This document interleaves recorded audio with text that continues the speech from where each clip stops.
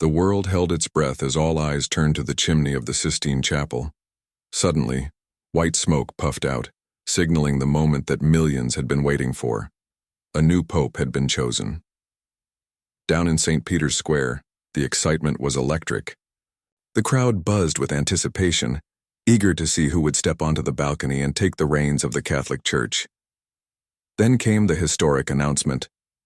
Cardinal Luis Antonio Tagle from the Philippines had been elected as the new pope, taking the name Pope Francis II. It was a groundbreaking moment, marking the first time in centuries that an Asian leader would guide the Catholic Church. For many, this was more than just a change in leadership. It was a symbol of the Church's expanding global reach. The cheers erupted in the square as the realization sank in. Pope Francis II, known for his warmth, humility, and deep faith, was now carrying a legacy that traced back to St. Peter himself. His election was not just about new leadership but a new vision, one that promised hope, unity, and transformation. As Pope Francis II stepped onto the balcony, a sea of faces looked up in admiration. Flags from all corners of the world waved in the air. The crowd, unable to contain their joy, shouted his name, their voices echoing off the ancient stone walls of the Vatican. This was a moment of unity, a moment of shared faith that transcended borders. From the Philippines to Poland, from Brazil to the United States, Catholics across the globe celebrated.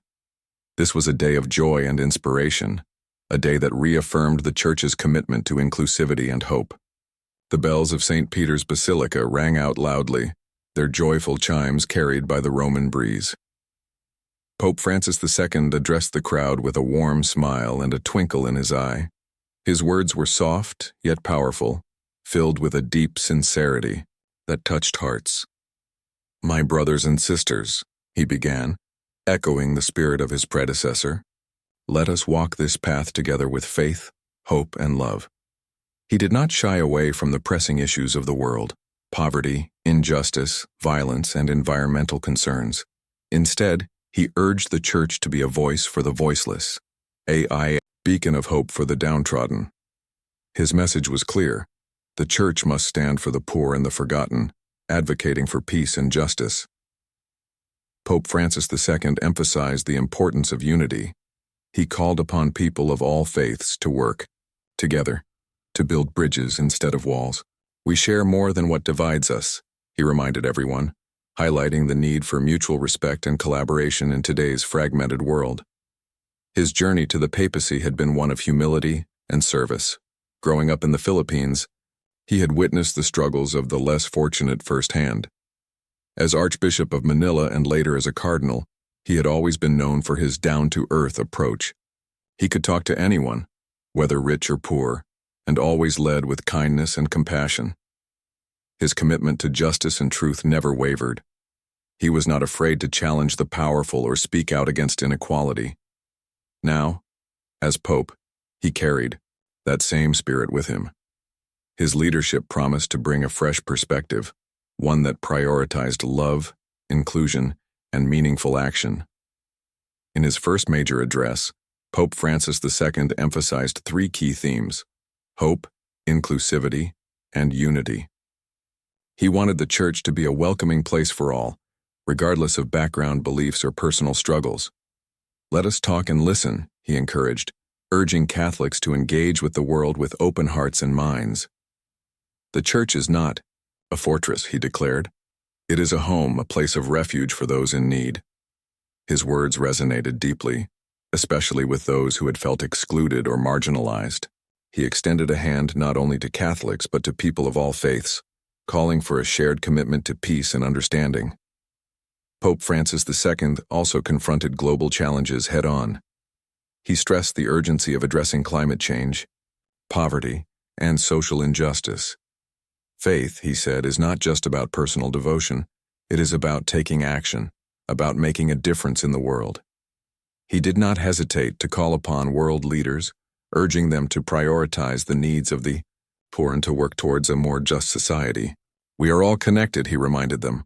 "We must care for each other and for our planet." His speech was a rallying cry, a call for collective responsibility and moral leadership. For many Catholics, Pope Francis II was already a beacon of hope. His humble, compassionate approach resonated with people across generations. Younger Catholics, in particular, saw in him a leader who understood the modern world, who spoke their language and shared their concerns. His election felt like a new beginning, a revitalization of the Church's mission. People sensed that his papacy would be marked by outreach, dialogue, and meaningful reform. His words were not just empty promises, they were a heartfelt invitation to be part of something greater. But his message was not only for Catholics. Pope Francis II spoke to the entire world. He painted a vision of a future filled with peace, fairness, and environmental responsibility. He reminded everyone, religious or not, that humanity is bound together by shared struggles and hopes. His words resonated beyond religious and cultural divides, inspiring those fighting for justice, equality, and a better planet. His election was not just a milestone for the Catholic Church, it was a defining moment for humanity. With Pope Francis II at the helm, the Catholic Church stood at the brink of a transformative era. His leadership promised not only to reinvigorate faith but also to bring real change to the world. As the sun set on that historic day, the world watched with bated breath, eager to see where this new journey would lead. From bustling cities to quiet villages, people felt a renewed sense of hope. Pope Francis II had already captured hearts, not just with his title, but with his sincerity, his compassion, and his unwavering belief in a better future. His words were more than a speech. They were a call to action, a reminder that together we could build a world that was kinder, fairer, and more connected. This was just the beginning. A new pope had risen, and with him, a new chapter in history had begun.